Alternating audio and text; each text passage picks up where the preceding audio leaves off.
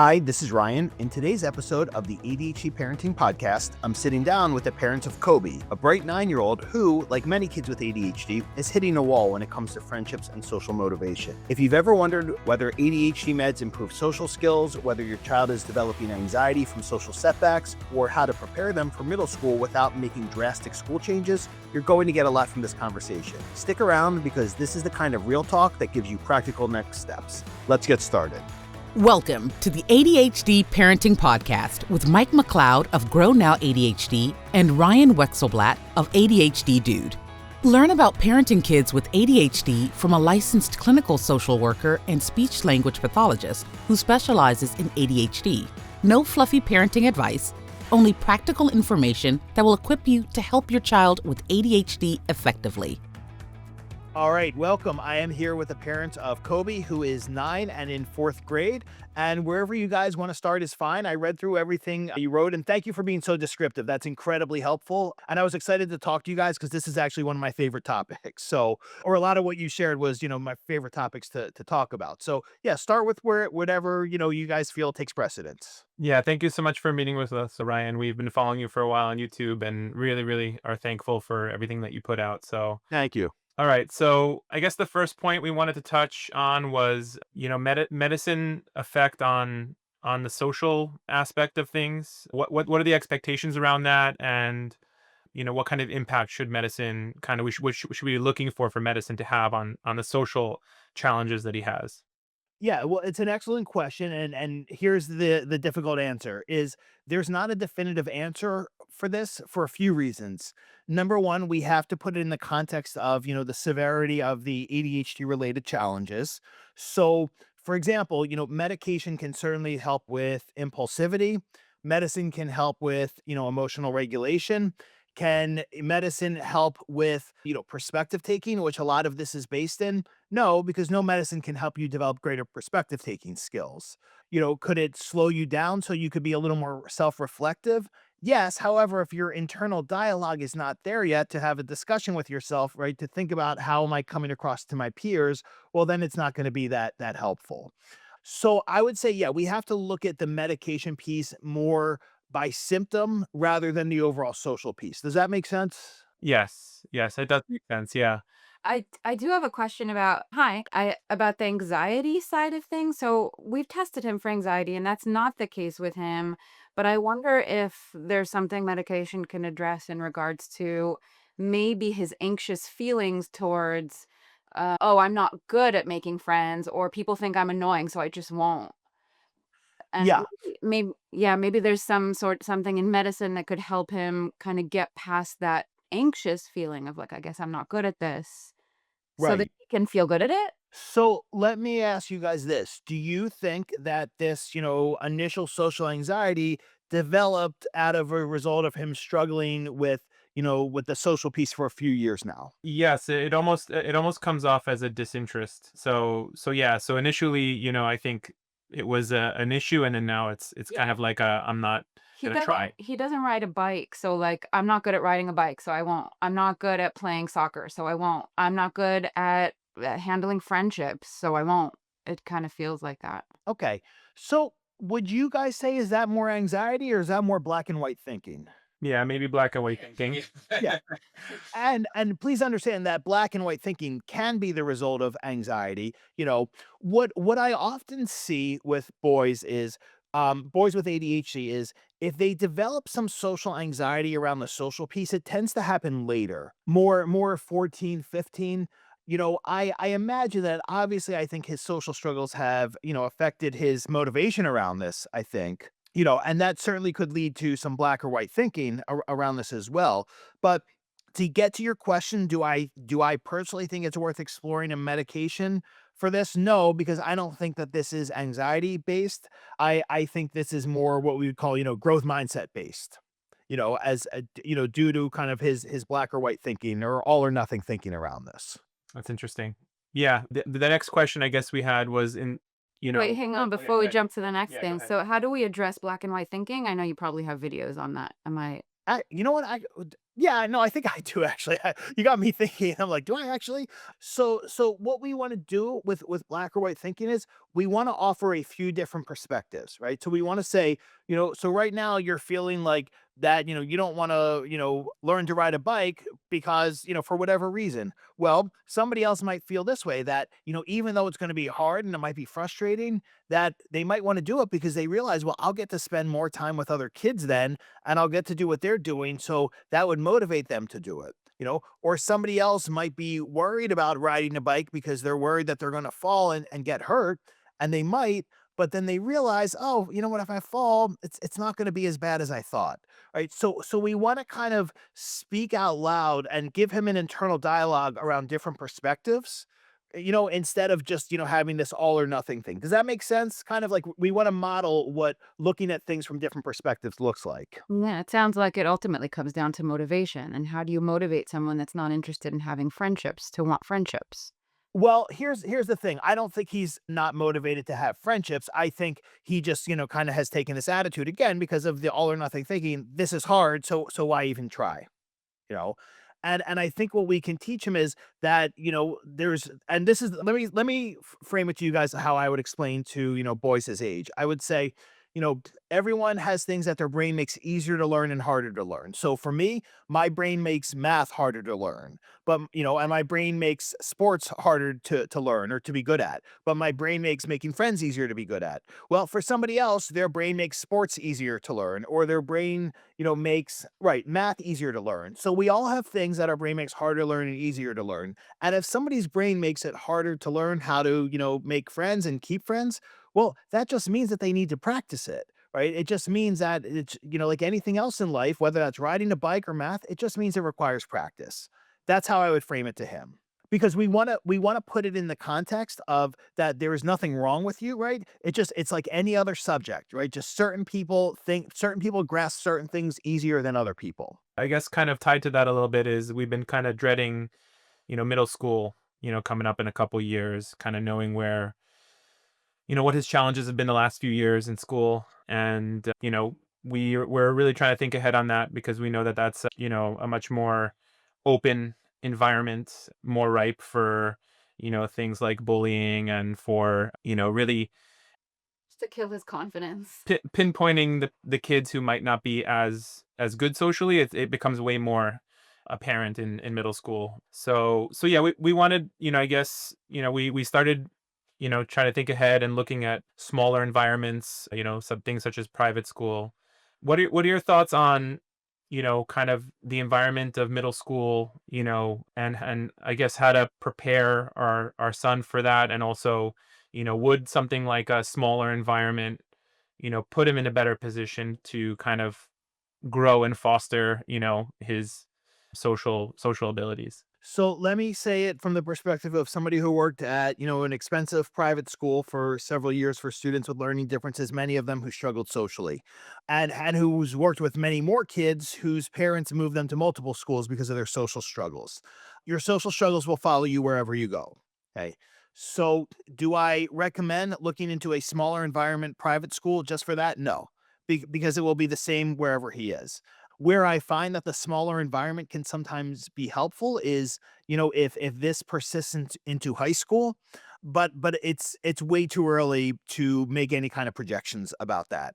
What I would suggest for you guys is not to be thinking about middle school right now, but focus on what can we be doing now, okay, to help build these skills. Because the big what if here is we don't know what his developmental trajectory is going to be. Okay. So he could mature quickly and we could see a lot of growth in this area, or he may not. And I think, I'm just being realistic. I think it's a little premature to be thinking about middle school, just knowing that we don't know what the things are going to look like in a year from now. Yeah. Okay. Now I will be realistic with you guys and tell you, I have a saying that fifth grade, particularly the second half of fifth grade, is when things start to go south socially, often for kids with ADHD, because social expectations go up in fifth grade. Kids are more, oriented towards middle school. Being part of a same gender peer group tends to become more important. So yeah, kids do tend to struggle more, towards the end of fifth grade. But again, no matter what school he's at, that's going to happen. Yeah. Yeah, I guess my question is, we want to try to obviously what we want to focus on the today. That's very important to us. But we also want to try to do as much as we can, for that kind of support, so, we've, heard about social groups, and, we've tried to sign up for activities that accentuate his strengths, environments that are really positive and supportive. He seems to be really malleable right now. My husband introduced the concept of With the social pyramid from one of your courses, then Yeah. Hmm. he soaked it up like wow. So but the moments where he has no resistance to input are few and far between sometimes. Right. So for some reason I caught him in a very receptive mood, and he soaked it up and ran with it. He understood that, having friends over the house really meant that he's closer with them. So yeah, so that was really successful. But we want to build off that. We want to keep putting him in positions to learn, and not being in school with him is a little difficult, to kind of pinpoint, those cringy moments. And so what do you suggest we do, kind of carrying the outside of school stuff, and what can we do for him to help scaffold better, a better social future for him? So it's an excellent question. Here's the first thing. There is no evidence. Well, I mean, well, let me say it this way. The evidence shows that social skills groups are completely useless for kids with ADHD. If you go to the website effectivechildtherapy.org and type in ADHD, you'll see it's tier number 5. It says tested and does not work social skills groups. The reason social skills groups are useless is because kids with ADHD need to learn in the moment, right? We need to address things in the moment and do that repeatedly. A social skills group is an artificial environment that in no way resembles what, peer interaction looks like organically, because there's an adult there who's controlling things and prompting, you know. And on top of that, if you want me to be really blunt, most social skills groups are a very nice lady teaching, a group of boys how to communicate like middle-aged women. Okay. They're learning overly formal etiquette and in no way resembles the way boys, communicate with each other, or and probably girls for that matter as well. Okay. Yeah. So you don't have to worry about social skills groups. So here are the things I suggest. Number 1, tell me, is he involved in any activities right now, either in school, outside of school? Yes, outside of school. Okay, and what's he doing now? he has a theater and he has like a ninja course for Perfect. non-athletic children. Great. And I love that. also Okay. OT as well. Perfect. I love both of them. Okay, good. And tell me a little more, about right now, if if he would reach out to someone to, invite them over to do something with them, or other kids tend to be receptive. Do they say no? Like, give me a little more of what it looks like currently. In those extracurricular activities? No, no, no, no. I'm sorry. Just in general, like if he reached out to a classmate or something, like I just want to get more of a sense of, what his social interactions outside of school look like right now. So they're very video game based. Okay. So he's got a couple friends who in school who, after I showed him the pyramid, he took the initiative to, create the at home, play date, and the other kid was receptive, and they're both really interested in the same video game. So that was really the fuel that has kind of brought that on. And they mostly will play video games or watch a movie together. Okay. And then the two things that he's involved with outside of school, he doesn't everybody seems to really love him. He's a character, but no, he doesn't have any like friendships like where they'll sit together or they'll come home after the class or Yeah, and I just want to put in context for you guys, it's harder to make friends when you're at an activity that you go to once a week or so. I do find that theater tends to be better or more conducive to this because, you maybe not at his age, but with theater, kids tend to spend a lot more time together and a lot more unstructured time. So I that's, an activity I recommend a lot. And here's the other thing we have to keep in mind is a lot of people are okay with their kids spending all their time on screens. And a lot of people are not pushing their kids to spend time with other kids outside of screens. So I just want to frame this as also a cultural issue, right? Not or a societal issue, I should say, not just something that's specific to him. Okay, because we're dealing with resistance with this in general. Okay, so in terms of what you can be doing, oh, I'm sorry, let me go back and mention one other thing. One of the things I often find with parents when their kids are struggling socially or the social piece has been difficult for them is they want to find what they perceive will be a more nurturing environment where the teachers will be trained in this and be able to guide the kids and teach them. And I have to be honest with you guys, I've really never seen that for the most part. Very, very rare, situations. And there's a few reasons why. Teachers get no training in this. Kind of the standard model for when kids struggle socially is still to put them in these social skills groups, despite the fact that the evidence is it contradicts it, but people don't know that. And the other thing is, if we think about, when he goes out for recess at school, who is there to help him? Nobody, right? Why? Because we don't have schools set up to support kids socially, right? We have schools set up to contain kids in a nice little social skills group with, a nice lady prompting them to say, ask him what his hobbies are or compliment him, right? But where at the point of performance, which is where ADHD kids learn, schools are not set up for that. And that, in my experience, includes special ed schools like the one I worked at. So how can we catch him in the moment, to point out those, cringy things and, like without being, helicoptery and too involved, in, for example, like a play date? Yeah. Well, here's the thing. I don't get the sense that you guys are being helicoptery at all. I think what needs to happen is, whether he's at an activity or, if somebody's over, that you're at least within earshot.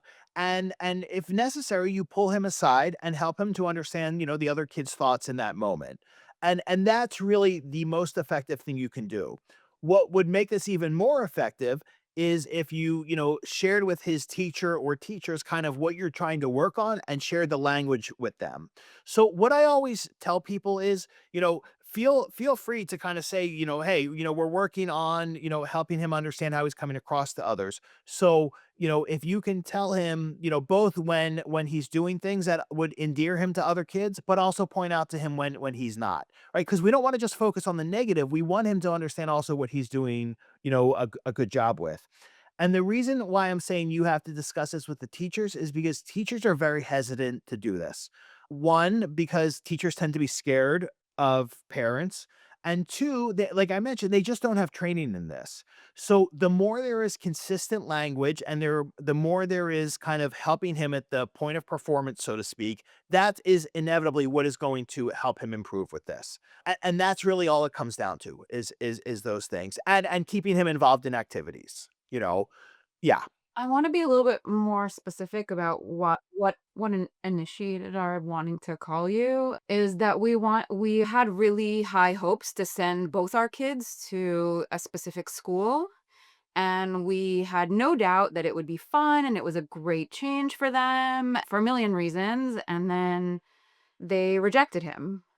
And we were really caught off guard, and it kind of felt like we did not realize that he was so bad, that he would lose, opportunities because of his so what happened, they had, 2 kids assigned to him for, like, a trial day, and he walked away from those 2 kids, and he did his own thing, and I'm not sure what triggered them to say, like, "Oh, this kid is not gonna be right for this school," but I think we're questioning right now whether to push that and to try to say, "Hey, he can do this," and or do we look for a different school? How did we do something to not like, that what's the phrase? Front loading. Yeah, we didn't front load, like, you need to be friends with these kids in order to get accepted here. Let me reframe this for you. I don't think this is a matter of so bad. And if anything, I would say this was a blessing in disguise because what that tells you guys is the school is saying, look, we don't know how to work with this. And I would rather they do that than say, oh yeah, we work with lots of kids with ADHD because I cannot tell you how many times I've heard schools say that. And then after, a few months they say, oh, well, this isn't really working out. Sorry. You know, I've seen that with schools. I've seen that with camps a million times. So That was so my yes, first instinct, but when it settled in, I was like, "Wait a minute, like, he really is awesome. I don't know what you think of him, but I think you would like him here." And I don't know. and let me ask you guys this, okay? If I were 9 and I was visiting a school and I, had a, I was shadowing somebody for the day, and then I saw an interesting activity over there, or I was gravitating towards another kid who I seemed like I connected with, ADHD or not, I'm gonna go check out other things, right? Like that to me is okay. And if they were expecting, 100% compliance with a 9-year-old to have him next to another kid the whole day, okay, some kids can do that. I wouldn't, you know? So I do not see this as a negative reflection of him whatsoever, what you described. So you're telling us this school sucks. I'm not saying the school sucks. I'm saying the school did you guys a tremendous service by saying, right, this is not within our skill set to deal with this. Should we push it knowing that we don't need them to have the skill set and this is what we wanted for him? I would take their reaction as very telling. Well, I think any school that had the opportunity to accept or deny would be like, "Oh, your kid is not trying to be friends with the other kids." Like, no. Only public schools don't have the luxury of doing that. Well, no, private schools don't have the luxury of doing that when their numbers are down. So one thing you guys have to understand with private schools, a private school is a business first and it's a school second, okay? And their admission criteria varies every year depending on what their enrollment is and what they need. Okay. So in a year that maybe their enrollment was way down, they would have been more tolerant of this. Okay. But do I Alright, think so you I should? don't care Yeah, what we need. I want what I want for him. of course, sure, right, and that's, why you're doing this, but no, I would not go back to them because I think that that was telling, their response to that, and look, I imagine, he's gonna do his own thing sometimes because that's part of having ADHD.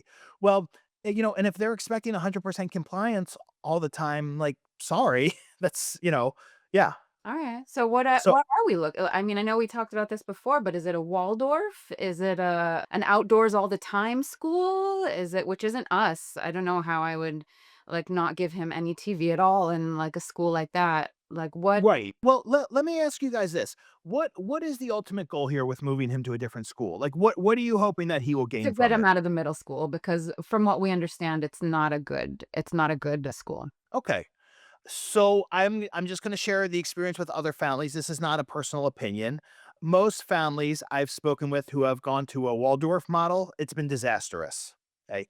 Again, that's just what I've heard from other families. It's not my opinion. I've never been to a Waldorf school. There was one when, there's one in Philadelphia. And, when I asked my son's psychiatrist about it, she was like, absolutely not, you know, so not something I would recommend. The lack of structure and the self directed learning tends to not work well for kids with executive function challenges. What are the other options? Like, if you can just, but don't say the names, just kind of give me like kind of what you're drawn to about them. I mean, we put all our eggs into that one basket that we're really disappointed about. Right. And outside of that would be the Waldorf, the public, And a few other academically driven schools. or special needs schools, Right. which we're a little concerned about too, because does he want to be, kind of the odd man out in a class of five where they're, severely autistic? Well, they likely would not take him into a school like that. So here's what I think. I think you guys need to, as sounds like you've been doing, go see different schools, get a feel for it from the tour, okay? And then you want to be really transparent with them. Okay. And just say, look, we just want you to be honest. Is this something that you feel that you can handle or not?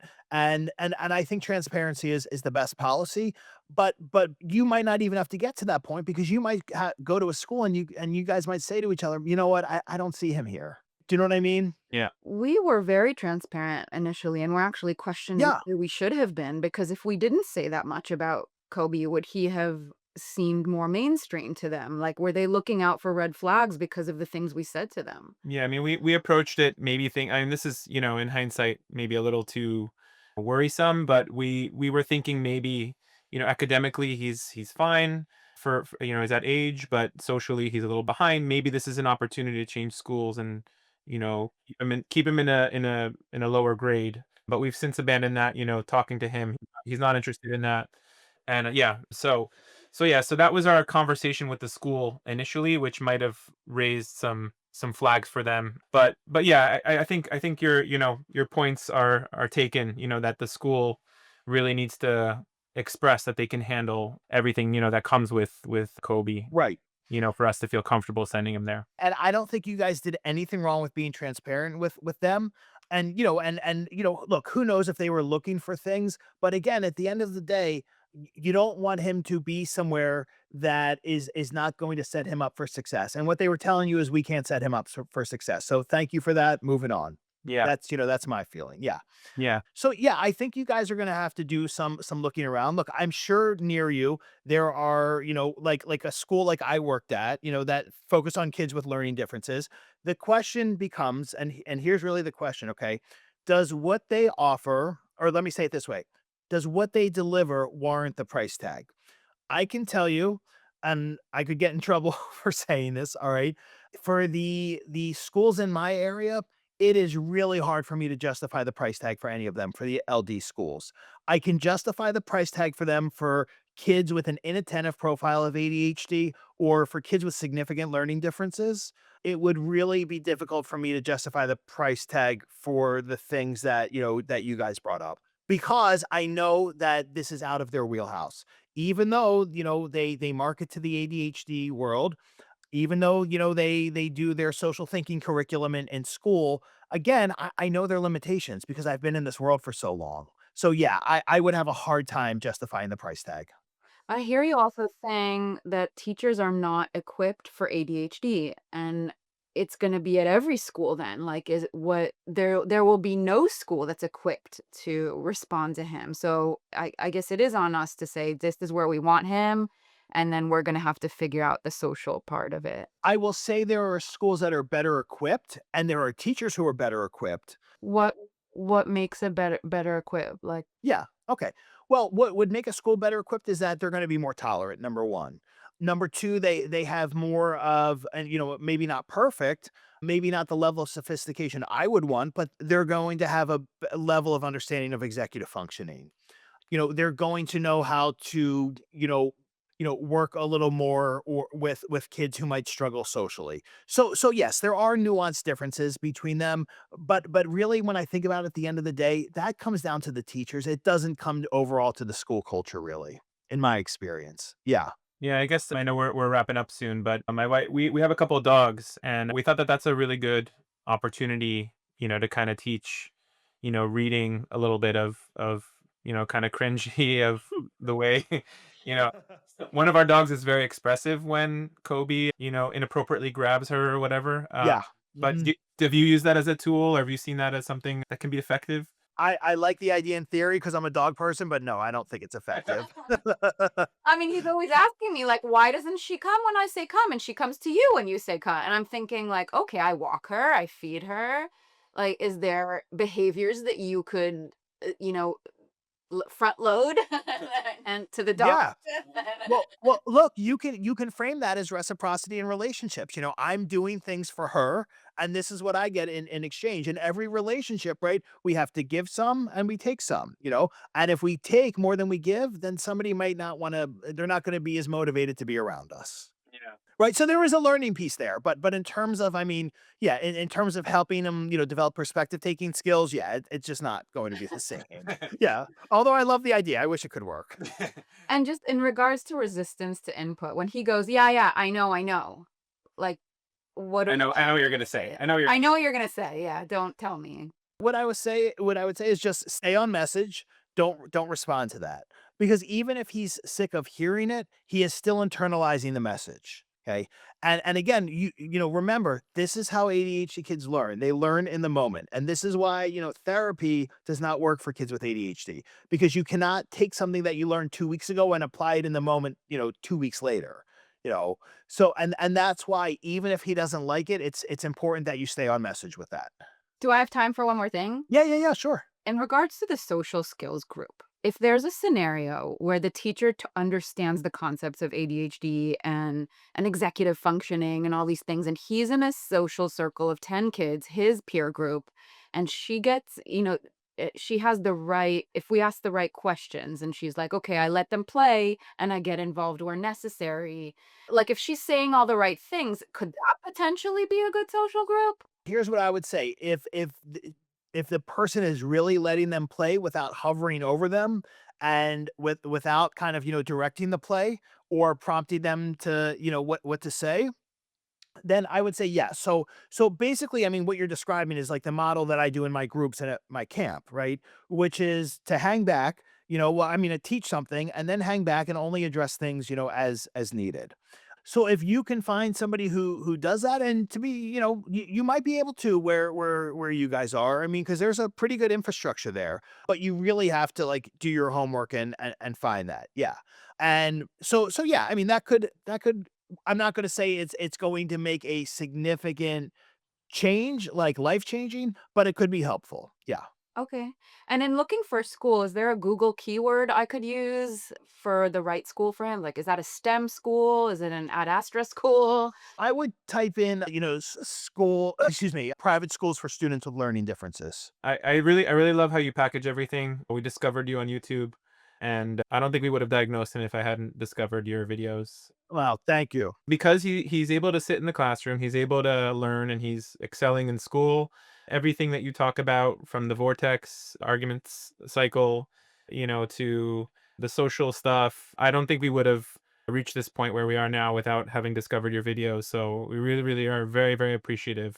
And your courses are great and really empowering us. So really, thank you, Ryan. We really appreciate Thank you. That means a lot to me. Thank you. My husband's Um, very big fan. I think he would rather have lunch with you than with the New York. thank you. Thanks. One last thing I want to ask you guys about. Did you ever try scouts with him? No, that idea did come up, but that's interesting. Yeah. Okay.